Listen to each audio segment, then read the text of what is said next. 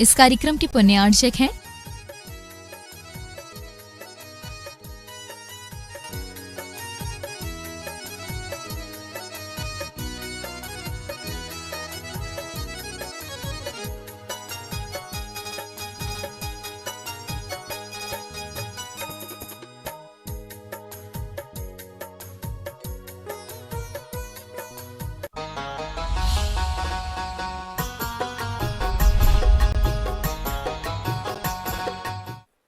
मोक्षमार्गस्य नेतारं भेत्तारं कर्मभूरतां ज्ञातारं विश्वतत्त्वानां वन्दे तद्गुणलब्धये। देवादिदेव आदिम तीर्थंकर श्री ऋषभनाथ भगवान की, वर्तमान शासन नायक श्री वर्धमान महावीर भगवान की, परम पूज्य आचार्य गुरुवर श्री विद्यासागर जी महाराज जी की। तत्व और सूत्र ग्रंथराज में तृतीय अध्याय का वर्णन चल रहा है, जिसमें मध्यलोक का वर्णन करते हुए जम्बू द्वीप को आदि लेकर के असंख्यात द्वीप और समुद्रों की चर्चा आपको बताई जा चुकी है।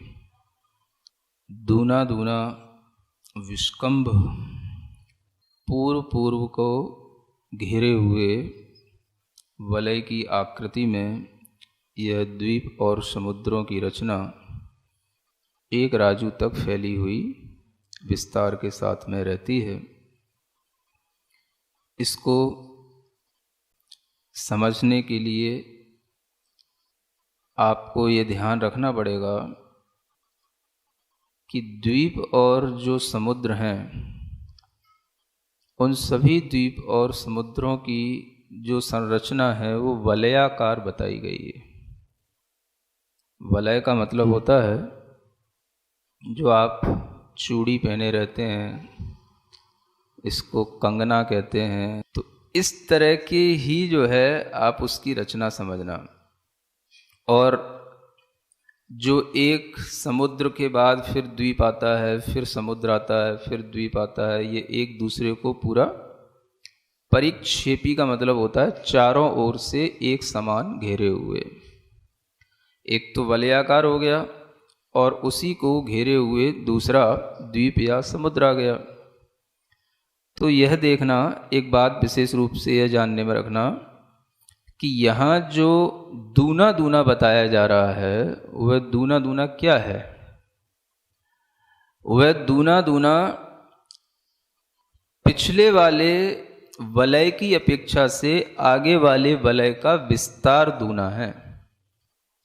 तो जब विस्तार दूना होगा तो वह चारों ओर एक जैसे विस्तार के साथ में दुगनेपन को लिए हुए होगा। ये ध्यान में रखना है। जो आप ऐसा समझते हो कि उसका डायमीटर दूना हो गया, ये बात ठीक नहीं है। डायमीटर दूना नहीं हुआ। अगर आप उसका डायमीटर देखेंगे तो वो तो 4 गुना दिखेगा आपको। समझ आ रहा है ना? क्योंकि अगर हम जम्बू द्वीप को ऐसा 1 लाख योजन विस्तार वाला मान लिया उसका डायमीटर, अब उसके आगे हमने 2 लाख योजन वाला हम जब छल्ला उसके आगे, वलय उसके आगे जब रखेंगे तो वो 2 लाख योजन विस्तार उसका चारों तरफ है। अब आप केंद्र से देखोगे तो क्या दिखेगा? 2 लाख ही इधर दिखेगा और 2 लाख ही इधर दिखेगा। तो डायमीटर अगर हम उसका पूरा देखेंगे तब तो 4 हो जाएगा। समझ आ रहा है? तो ये ध्यान में रखना। इसको आपको बाद में बताएंगे कि इसका प्रयोजन क्या है, लेकिन अभी ये ध्यान में रखना कि यहाँ पर जो विस्कंभ है, तो विस्कंभ शब्द जो होता है वो कोई भी जो गोल वस्तु है उस गोल वस्तु की जो चौड़ाई है या मोटाई है उसके लिए होता है ना? तो इतना ध्यान रखते हुए सभी द्वीप समुद्रों को आपको दूना दूना करना है। ज़्यादातर लोगों के लिए इस तरह से ध्यान में रहता है कि वो डायमीटर दुगना हो रहा है, तो डायमीटर तो देखा जाए अगर अगले वाले वलय का, तो वो डायमीटर तो जितना इधर है उतना ही उधर भी है ना। तो एक तरफ का डायमीटर नहीं कहलाएगा, डायमीटर तो पूरा कहलाता है, एक छोर से दूसरे छोर, तो वो जो है डबल हो जाता है। तो इस दृष्टिकोण से आप इसको ये ध्यान में रखें कि ये सब एक दूसरे को घेरे हुए जो चौड़ाई है, उनकी चौड़ाई सर्वत्र गोलाई में एक समान है। केंद्र से देखेंगे तो जितना पूरब में दिखेगा उतना ही पश्चिम में आएगा, ये ध्यान में रखना। यहाँ पर ये विशेष बात है कि इस सूत्र में जो कल पढ़ा गया था द्विर्द्विर्विष्कम्भ, सभी जो द्वीप और समुद्र हैं इनकी आकृति जो है वलयाकृति बताई है ना। केवल एक एक्सेप्शन है, जम्बू द्वीप जो पहला द्वीप है उसको छोड़कर, है ना। द्वीप से शुरू होता है और समुद्र पे अंत होता है। अगर हम इस सूत्र को इस तरीके से देखें कि ये पूर्व पूर्व को घेरे हुए वलयाकृति वाले हैं, तो वलय की आकृति वाला जम्बू द्वीप नहीं है। वलय की आकृति शुरू हो रही है लवण समुद्र से, है ना, और वो वलय की आकृति लवण समुद्र से शुरू होकर के खत्म हो रही है स्वयंभू रमण समुद्र पर। तो समुद्र से समुद्र की कहानी है ये वलयाकृति है, समझ आ रहा है ना। बीच में जम्बू द्वीप को नाम लेकर के तो बताया गया है कि जम्बू द्वीप लवणोदाद है, चूंकि हमें बताना है जम्बू द्वीप पहला है, लवण समुद्र पहला समुद्र है, ये पहला द्वीप है, ये बताने की अपेक्षा से है। लेकिन ये ध्यान रखना कि वलय आकृति जो है वो यहाँ से लवण समुद्र से लेकर के स्वयंभू रमण समुद्र तक बनेगी। तो जम्बू द्वीप की कैसी होती है, इसके विषय में यहाँ विचार किया जाता है। आगे का सूत्र अब हम पढ़ते हैं। तन्मध्ये मेरुनाभिर वृत्तो योजन शतसहस्र विस्कंभो जम्बू द्वीप। ये जम्बू द्वीप का वर्णन करने के लिए सूत्र आया है। सबसे पहले लिखते हैं तन्मध्ये। तन्मध्ये का मतलब तत् का संबंध होता है ऊपर से, जो हम ऊपर कह के आए हैं उसके बीचों बीच में। तो तन्मध्ये का मतलब हो जाएगा कि जितने भी हमने द्वीप और समुद्र हैं उनका जो वर्णन किया है, तो द्वीप और समुद्रों के बीचों बीच में जम्बू द्वीप है।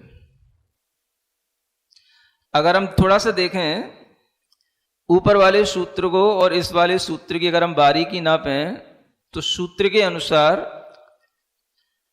ऐसा भी ध्वनित होने लग जाता है कि हम ऊपर तो द्वीप समुद्र सबका वर्णन कर ही आए थे, तो उसमें जम्बू द्वीप भी शामिल ही था। अब उन सब जम्बू द्वीप को लेकर के स्वयंभू रमण समुद्र तक सब द्वीप और समुद्रों के बीच में ये जम्बू द्वीप है। ये कोई नया जम्बू द्वीप आ गया क्या? तो आचार्य कहेंगे कि इस तरह का तर्क करना उचित नहीं है, क्योंकि शब्द जो है वो अपनी एक निश्चित सामर्थ्य रखते हैं और शब्दों के साथ साथ हमें अर्थ को भी देखना होता है। तो अर्थ यहां हमें यही देखना है कि सब समुद्रों और द्वीपों के बीच में एक जम्बू द्वीप है। इसका एक समाधान बहुत अच्छा हमने ये निकाला कि अगर कोई ऐसा तर्क दे तो इसके लिए उत्तर यह है कि द्विर्द्विर्विष्कम्भा माने दूना जहां से शुरू हुआ है वहां से जो द्वीप और समुद्र हुए हैं उन द्वीप और समुद्रों के बीच में जम्बू द्वीप है। और दुगना हुआ है तो किसी ना किसी का दुगना हुआ होगा, उसकी हमने चर्चा नहीं की। और वो जो दुगना हुआ है वहां से वलय आकृति शुरू हुई है, और जो दुगना नहीं हुआ है उसकी आकृति यहां बताई जा रही है ना। उसकी आकृति क्या है? तो यहां कहते हैं मेरु नाभिर वृत्तो, वृत्त, उसकी आकृति वृत्ताकार है। जम्बू द्वीप की आकृति कैसी है? वृत्ताकार। वृत्ताकार कहते हुए भी वह वृत्त माने होता है गोल घेराव को लिए हुए, है ना। वृत्त का मतलब ऐसा नहीं समझ लेना गेंद की तरह, नारंगी की तरह, ये वृत्त नहीं, ये ऐसा गोलाकार नहीं, ये जो है वृत्ताकार है। और ये वृत्ताकार थाली की तरह, है ना। तो इस तरह के वृत्त को धारण करने वाला यह जम्बू द्वीप है, वृत्ताकार थाली के समान आकार वाला। तो इसकी अपनी आकृति सब द्वीप समुद्रों से अलग है और ये सभी द्वीप समुद्रों के बीचों बीच में है। और फिर यहां कहते हैं नाभिर, मेरु नाभिर, इस जम्बू द्वीप की जो नाभि है वो मेरु है ना। नाभि का मतलब होता है मध्य का स्थान, एक तरह का समझ लो, है ना। इसके विषय में भी अगर हम बारीकी से विचार करें तो ये एकदम से मिडिल पॉइंट नहीं होता। मतलब जो मेरु पर्वत है वो जम्बू द्वीप के बिल्कुल एक्यूरेट मिडिल में स्थित है, ऐसा नहीं है। नाभि कहने से मतलब है, यहां पर आचार्य विद्यानंदी महाराज ने श्लोक वार्तिक में बताया कि एक उपचरित मध्य स्थान, माने मध्य स्थान को हम उपचार से थोड़ा बहुत आगे पीछे होता है तो उसको भी हम मध्य ही कहेंगे। समझ आ रहा है? जैसे मनुष्य के शरीर में, सबके शरीर देह में जो नाभि है वो मध्य स्थान ही माना जाता है। सुन रहे हो? लेकिन वो मध्य नाभि जो है वो मध्य में नहीं बैठती। कैसे पता पड़ेगा? आप नाप के देख लो, नाभि पे हाथ लगाओ, बिलस्ते से नापो ऐसे करके। समझ आ रहा है ना? 3 बिलस्ते में तो जो ऊपर नप जाता है, थोड़ा सा ये माथा छोड़ करके है, और नीचे नापा था मैंने तो 4 बिलस्त में नपा था। समझ आ रहा है? तो इसका मतलब ये हुआ है कि 4 और 3 7 बिलस्त में 3.5 पे बैठता है नाभि, है ना। तो 3 3.5 ये मतलब चल जाता है, ये उपचरित यही कहलाता है। समझ में आ रहा है ना? तो इसी तरीके से यहां समझना, जम्बू द्वीप का मध्य पॉइंट नहीं है मेरु पर्वत, है ना। और जो मेरु का स्थान बीचों बीच का माना जाता है वो तो केवल वह है जो मेरु पर्वत के नीचे 1000 योजन उसकी जड़ होती है। 1 लाख योजन ऊंचा मेरु पर्वत होता है तो उसमें 1000 योजन के नीचे जड़ होती है और 99,000 योजन वो ऊपर फैला हुआ है। तो उसमें जो जड़ में अंत में एक 8 प्रदेश होते हैं, मध्य भाग, मध्य में 8 प्रदेश होते हैं उसके जड़ में, है ना। उस 8 प्रदेशों को मध्य माना जाता है, लेकिन वो मध्य जो माना जाता है वो पूरे लोक का मध्य माना जाता है। और एक बहुत अच्छी बात तो यह है कि अगर हम इस तरह से हम मध्य स्थान देख करके अगर हम ऊर्ध्व लोक और अधः लोक का विभाजन करते हैं तो 2 ही लोक सिद्ध होते हैं। देखा जाए तो विभाजन 7 राजू नीचे अधोलोक का है और 7 राजू ऊपर ऊर्ध्वलोक का है। समझ आ रहा है? मध्य लोक तो कहीं है ही नहीं है, विवक्षा है। वक्ता की इच्छा का नाम विवक्षा कहलाता है। अब आप देखें क्यों कह रहा हूं मैं ऐसा, कि जो मध्य के 8 बिंदु हैं, उन 8 बिंदुओं में जो मध्य स्थान है वो पूरे लोक का मध्य पॉइंट है और उसके नीचे अधोलोक है और उसी के ऊपर ऊर्ध्वलोक है। यानी हमने उस ऊर्ध्वलोक को शुरू किया उस मेरु के 8 प्रदेश वाले उस स्थान से और वहां से हम ऊपर की ओर चले। तो जब हम ऊपर आए तो वह हमारे लिए मध्यलोक हुआ, वहां पर हम जो है विस्तार को प्राप्त हुए। लेकिन देखा जाए लोक की रचना के अनुसार, तो लोक की रचना के अनुसार तो यह ऊर्ध्वलोक में ही मध्यलोक शामिल है। मध्यलोक भी एक उपचार से मध्यलोक कहा जा रहा है, वस्तुतः तो ये क्या है? ऊर्ध्वलोक है। एक ये भी बात है। इस तरह से इसकी व्याख्या समझते हुए तन मध्य, किसके मध्य में? लवण समुद्र आदि से लेकर के जो स्वयंभू रमण समुद्र तक के समुद्र हैं उन सबके बीच में। समझ आ रहा है? और जब लवण समुद्र लोगे तो लवण समुद्र ऐसा तो ही नहीं है कि उसमें हमने जम्बूद्वीप छोड़ दिया। लवण समुद्र पूरा आएगा तो उससे लेकर के उन बाहरी समुद्रों के सबके बीच में जम्बूद्वीप आ जाएगा। तन्मध्य मेरु नाभिर, मेरु जो है नाभि की तरह उपचरित मध्य देश में स्थित है। वृत्तो माने वह अन्य द्वीप समुद्रों की तरह वलयाकार नहीं है, वृत्त है ना। सपाट वह पृथ्वी की तरह तल पर सपाट है, बिल्कुल दर्पण की तरह बिल्कुल सपाट बताया गया। तो आप देखें अब ये पृथ्वी गोल कैसे हो गई, समझ आ रहा है ना। जम्बू द्वीप तो गोल नहीं है, गोल होते हुए भी वो ऐसा गोल तो नहीं है जैसा गोल आप लोग दिखाते हो, नारंगी की तरह, है ना, ग्लोब जो बिल्कुल गेंद की तरह घूमता रहता है, ऐसा गोल तो है ही नहीं। ये जो जम्बू द्वीप है ये बीचों बीच में वृत्त आकार वाला है ना। अब इसको हम अगर और कोई भी तरीके से इसकी रचना देखते हैं तो वह रचना आप लोग अपने तरीके से देख तो सकते हैं, लेकिन उसमें ये सब चीजें व्यवस्थित नहीं हो सकती हैं जो यहां आगे बताई जाने वाली हैं। उस गोल गेंद में क्या दिखेगा आपको, कभी सुमेरु पर्वत देखा उसमें? अभी यहां आगे बताए जाने वाले आपको जम्बू द्वीप के अंदर क्या क्या होता है, क्षेत्र हैं, नदियां हैं, पर्वत हैं, है ना, द्रह हैं बड़े बड़े, उसमें विधेय आदि क्षेत्र भी हैं, और उनके अंदर जो है तरह तरह के पर्वतों पर तरह तरह का बहुत विस्तार है, मतलब अनेक प्रकार के पर्वत, उसमें तीर्थंकरों का रहना, बड़े बड़े क्षेत्र, कर्म भूमियां, भोग भूमियां, ये सब आपको अपनी इसी छोटी गेंद में क्या दिखाई देता है बताओ। तो आपको ये समझना पड़ेगा कि अगर हम इस तरह से केवल पृथ्वी को मान करके बैठे हैं तो ये हमारा बहुत छोटा सा ज्ञान है, जिसके माध्यम से हमने अपनी, जैसे मान लो कोई पॉइंट होता है, उस पॉइंट का ज्ञान है, हमें वास्तविकता का पूरा ज्ञान नहीं है, और पॉइंट गोल जैसा लगता है चारों तरफ से, है ना। तो आपको ढंग से व्यवस्थित रूप से इस पृथ्वी को जानने के लिए पहले इस वृत्त के रूप में स्वीकार करना होगा। यह गोल है और गोल होते हुए भी चपटी है, सपाट है, थाली के आकार में। योजन शत सहस्त्र, कितने योजन वाला है ये जम्बूद्वीप? शत माने 100, सहस्त्र माने 1000, ठीक है ना। 1000 में 100 और आप उसकी डिजिट उसके साथ में रख दोगे तो वो लाख हो जाएगा। 1 लाख योजन, इसका भी ये विस्कंभ बताया जा रहा है। विस्कंभ का मतलब उसके भीतर का, उसकी मोटाई या उसका व्यास हम कह सकते हैं। ये विस्कंभ जो है ये जम्बू द्वीप का बताया गया है, ठीक है ना।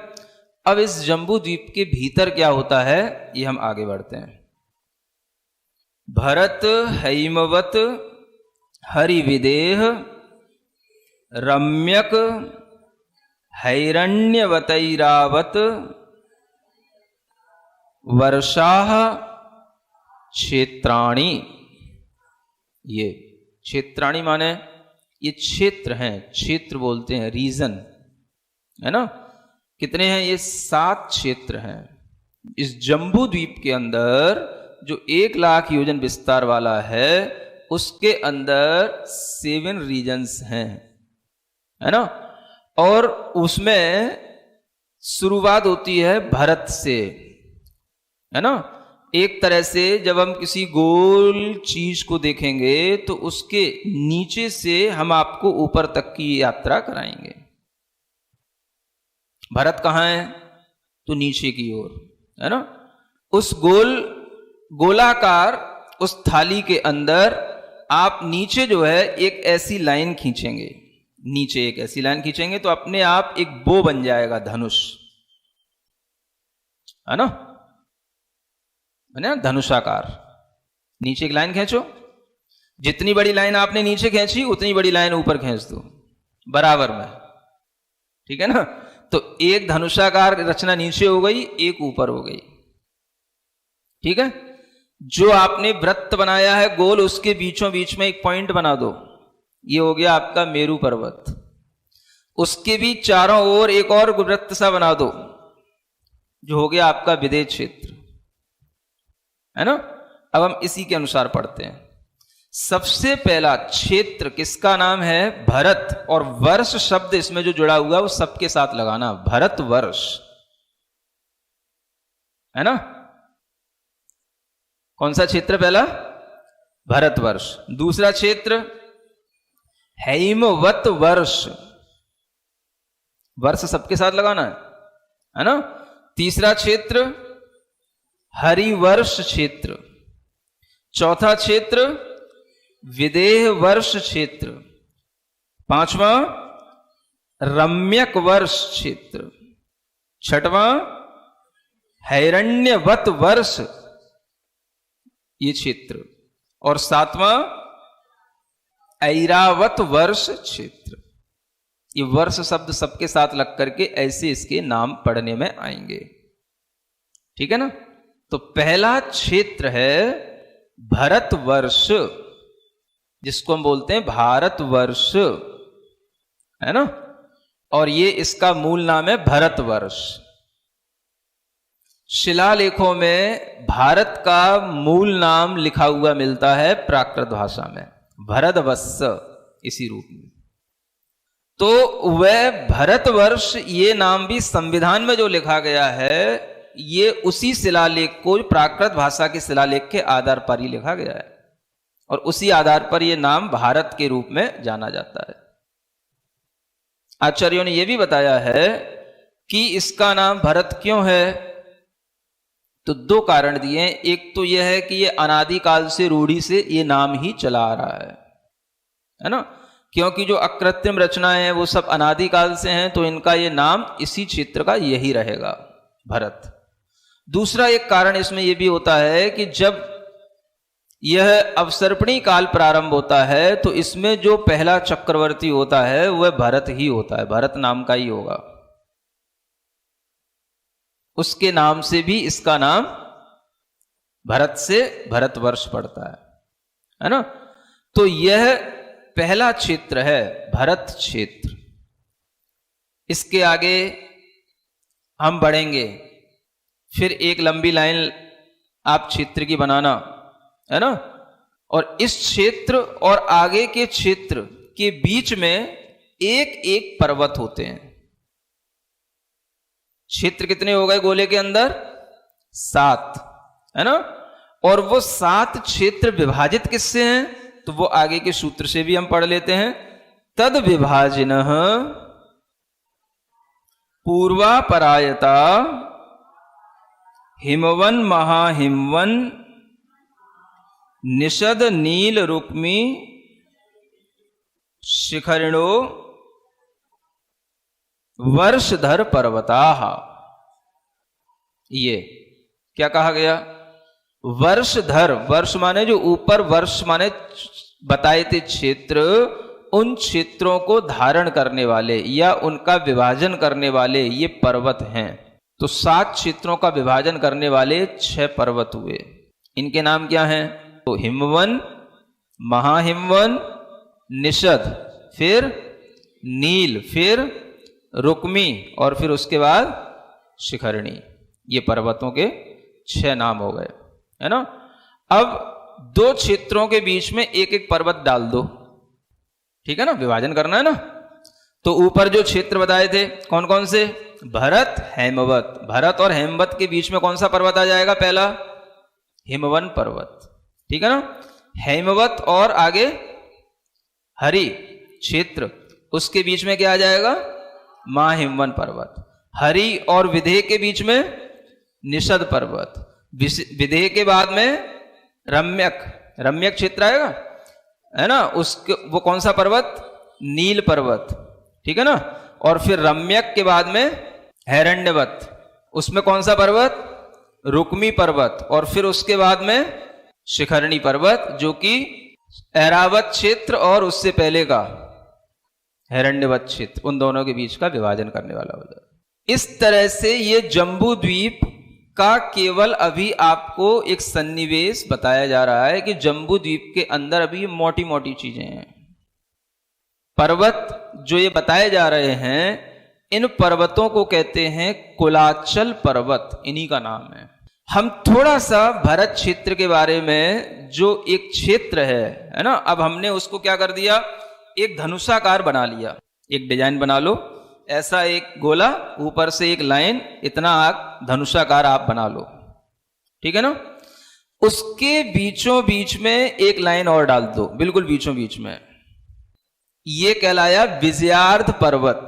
चक्रवर्ती जब दिग्विजय करने के लिए निकलता है तो इस विजयार्ध पर्वत से होकर के क्रॉस करके जाता है, और यही वो विजयार्ध पर्वत है जहां पर विद्याधर लोगों की, मनुष्यों की नगरियां बनी होती हैं।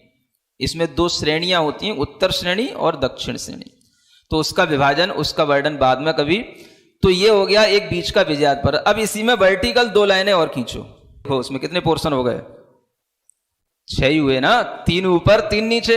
ये जो हमने बड़ी बड़ी लाइनें खींची थी, ये लाइनें नहीं है, ये नदियां हैं, गंगा और सिंधु नदी इनका नाम है। अब आप देखो कि ये वो 6 खंड हैं। इन 6 खंडों में जो आपने विजयार्ध पर्वत के नीचे की लाइन है, ये कहलाएगा दक्षिण भाग, ठीक है ना। नीचे की तरफ, हमारी तरफ जो होगा वो दक्षिण, और उधर की ओर होगा ऊपर की तरफ, वो क्या कहलाएगा, उत्तर भाग।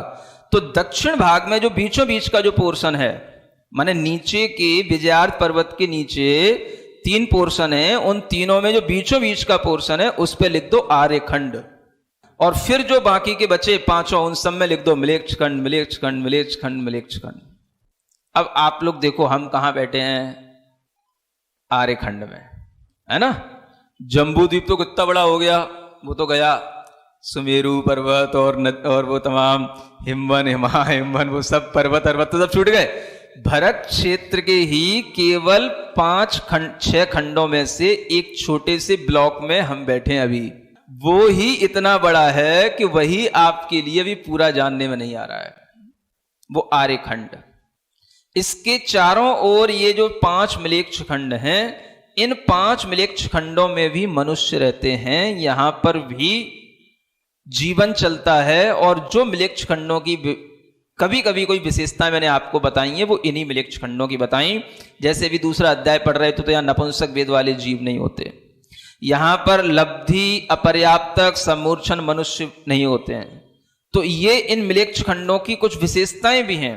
जबकि यहां पर कोई धर्म कर्म नहीं होता है, तीर्थंकरों का विहार होगा वो केवल आर्य खंड में ही, नगरियों में होगा, मिलेच्छ खंडों में नहीं होगा। चक्रवर्ती जो जाता है वो सब इन मिलेच्छ खंडों की और आर्य खंड की सबकी परिक्रमा लगा करके विजय करके लौटता है वापिस अपनी अयोध्या नगरी में। जो आपने आर्य खंड बनाया है उसके बीचों बीच में एक छोटा सा गोला और बना लो, उसका नाम है अयोध्या नगरी। वो बीचों बीच में 12 बाई 9 योजन की समझ आ रहा है ना। हाँ, इसका दूसरा नाम विनीता नगरी भी कहलाता है। तो इस अयोध्या से यह चक्रवर्ती शुरू होता है। विजयार्ध पर्वत का बहुत बड़ा वर्णन है, गुफाओं में से निकल करके फिर उस विजयार्ध पर्वत के पल्ली ओर, माने दूसरी ओर उधर जाता है। जो आपने नीचे लिख रखा है आर्यखंड, है ना, उसी लाइन के ऊपर वाले खंड में, माने ऊपर के 3 ब्लॉक में से बीच के ब्लॉक पर एक और गोला बना लो, उसमें लिख लो वृषभाचल पर्वत। छोटा सा चीज आपको समझ में आ जाए, ये वो पर्वत है जिस पर चक्रवर्ती विजय प्राप्त करने के बाद में अपना नाम खोदने के लिए इस पर्वत पे जाता है। वो इस मिलेच्छ खंड में पड़ता है। इतनी सी सामान्य सी जानकारी है। ये क्या हुआ, ये भरत क्षेत्र की जानकारी हुई, है ना। जैसा एक क्षेत्र यह है भरत क्षेत्र, ये क्या भी कर्म भूमि है। ठीक इसी तरीके की रचना ऐरावत क्षेत्र में है। वहां पर भी आपको ऐसे ही एक विजयार्ध मिलेगा, वृषभाचल मिलेंगे, वहां की नदियों के नाम अलग होंगे, और इस तरीके की पूरी 6 खंडों की रचना। वहां पर भी चक्रवर्ती, तीर्थंकर आदि समय समय पर जैसे यहां भरत क्षेत्र में होते हैं वैसे वहां भी होते हैं, और वहां पर भी जो है परिवर्तन काल का जैसा यहां भरत क्षेत्र में होता है वैसा वहां भी होता है। कितने क्षेत्र हुए ये, एक भरत और एक ऐरावत, और बीचों बीच में जम्बू द्वीप में एक आपने बना लिया सुमेरु पर्वत, ठीक है ना। उस सुमेरु पर्वत के पास में आपने बना लिए एक पूरब दिशा और एक पश्चिम दिशा, ठीक है ना। पूरब दिशा में पूर्व विदेह और पश्चिम दिशा में पश्चिम विदेह, और बीचों बीच में सुमेरु पर्वत, ठीक है। एक छोटी छोटी सी जानकारी के लिए, कहां विदेह है, ये यहां विदेह है, यहां पर तीर्थंकर रहते हैं, ठीक है ना। ये एक जम्बू द्वीप में एक सुमेरु पर्वत के आश्रित, एक सुमेरु पर्वत के अराउंड में इतनी चीजें मुख्य रूप से आपको ध्यान में रखना है। अब आप एक रचना अपने दिमाग में इमेजिन करो। जैसा यह जम्बू द्वीप के अंदर हमने एक सुमेरु पर्वत के आश्रित रचना बनाई है, ठीक ऐसी ही रचनाएं 4 जगह और हैं। वो 4 जगह कहां मिलेंगी?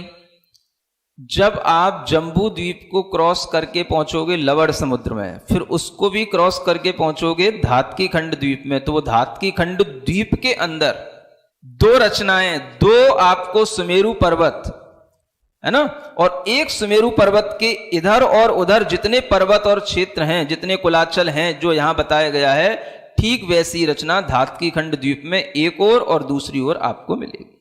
आई बात समझ में? फिर आगे बढ़ोगे कालोदधी समुद्र, फिर आगे बढ़ोगे पुष्करार्ध द्वीप आएगा, है ना, तो उसमें भी फिर आपको 2 सुमेरु पर्वत और उसके आसपास इसी तरीके के विधे, 6 कुलाचल, इसी तरीके की व्यवस्थाएं सब उधर भी हैं। और इस तरीके से आप देखोगे एक लाइन में ये 5 मेरु पर्वत आपको दिखाई देंगे। अब आपको ये इसलिए बता रहा हूं कि ये जो 2.5 द्वीप है, इसके अंदर ही हमारे विशेष रूप से कुछ ऐसे चैत्यालय इत्यादि होते हैं जिनकी वंदना आदि मनुष्य भी कर सकते हैं, अकृत्रिम जनालयों की। और उसके बाहर होंगे तो वो सब करने वाले देवलोक होंगे। ये इसलिए भी जानना जरूरी है कि जिस मध्यलोक की आप चर्चा कर रहे हैं, उस मध्यलोक में क्या क्या है, आप एक लिस्ट बना लो, है ना, फिर उस लिस्ट के अनुसार आपको बताएंगे कि इसमें, कभी आपने पढ़े ना, मध्यलोक के 458 जनालय होते हैं। कितने सुने हैं ना? पूजा तो करते ही रहते हो, पूजा में तो बहुत परफेक्ट हो आप लोग, है ना, कुछ आए या ना आए पूजा तो आती है तो पूजा के भी कुछ लाभ मिलते हैं। कम से कम हमें इतनी गिनती तो याद हो जाती है, मध्यलोक के कितने जनालय होते हैं? 458। आप जानना चाहो कैसे बनते हो 458 है? जान लोगे? चलो पहले एक लिस्ट बनाओ, मैं कुछ चीजों के नाम बोल रहा हूं, लिखो पहले वक्षार पर्वत, फिर आगे लिखो रुचक वर पर्वत, फिर आगे लिखो कुंडल वर पर्वत, है ना, फिर आगे लिखो विजयार्थ पर्वत, फिर लिखो मानुषोत्तर पर्वत, फिर लिखो कुलाचल पर्वत, फिर लिखो ईश्वाकार पर्वत, फिर लिखो देवकुरु उत्तर कुरु, और लिखो नंदीश्वर द्वीप, और लिखो पंचमेरु पर्वत। अब आप इनकी संख्या लिखो। वक्षार पर्वत 16 होते हैं, एक सुमेरु पर्वत संबंधी, तो 5 विधेय के हो गए, 16 पंजे 80। रुचकवर पर्वत के सामने लिखो 4, और फिर क्या आया था? कुंडलवर, इसके सामने भी 4 लिख लो। फिर आगे विजयार्थ पर्वत, विजयार्थ पर्वत आपके बनेंगे 170 क्षेत्र होते हैं, उसमें 170 विजयार्थ आएंगे, है ना, हाँ बताएंगे कैसे आएंगे। हाँ, फिर लिखो मानसोत्तर पर्वत के आगे लिख लो 4, कुलाचल पर्वत, एक जम्बूद्वीप में 6, तो 5 में 6 पंजे 30 लिख लो, है ना। जो ऊपर आपने लिखा था ना वक्षार पर्वत, उसके साथ में 20 और होते हैं, अब आपको बताऊंगा, 100 लिख लो पूरा, 80 की जगह 100 लिख लो। ईश्वाकार ये 4 हो गए, इसके आगे भी 4 लिख लो। देव कुरु उत्तर कुरु, है ना, तो एक एक कुरु में एक एक वृक्ष होता है, तो 2 पंजे 10 इनको लिख लो। नंदीश्वर द्वीप के 52 लिख लो, और पंचमेरु के 16 पंजे 80 लिख लो। जोड़ के बताओ कितने हो गए? 458, है ना। ये जिनालय हैं। ये कहाँ के जिनालय हैं? ये पूरे मध्यलोक में इतने ही जिनालय होते हैं। कल किसी ने पूछा ना कि कौन कौन सी जगह पे जिनालय होते हैं, या इन जिनालयों की क्यों महत्ता है। जो जहाँ पर जिनालय मुख्य रूप से हैं उनके नाम आपको बता दिए, है ना। तो जब कभी आपको मध्यलोक के जिनालयों की वंदना करने का भाव हो तो इतनी चीज़ों को याद कर लेना, ठीक है ना। इसके आगे का वर्णन बाद में करेंगे, आज का टाइम। सिरिजिणवाणी जग कल्याणी, जग जन मदतम मोहरी, जनमण हारी गढ़हर हारी, जन्म जरा भव रोग हरि। तिथियराणम दिव्यझुणिम जो पढ़ई सुनई मय्ये धारई। णाणम सौखमणन्तं धर्य सासद मोक्ष पदम पावई। सासद मोक्ष पदम पावई।